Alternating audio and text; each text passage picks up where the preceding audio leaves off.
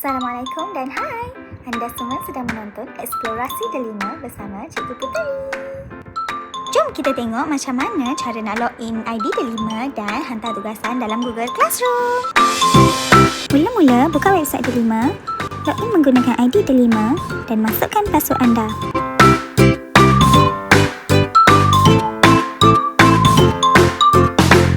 Tada! Ini adalah laman utama portal Delima. Seterusnya tekan masuk Classroom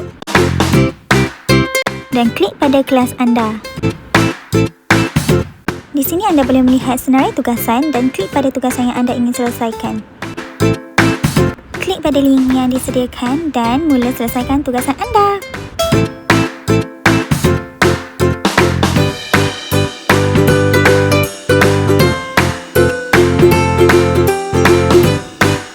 Setelah selesai, pastikan anda tekan Mark as done untuk menghantar tugasan.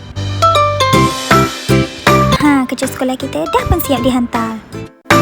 Setelah selesai, pastikan anda kembali ke halaman utama dan tekan butang logout di bahagian kanan. Tekan butang logout untuk keluar daripada portal Delima.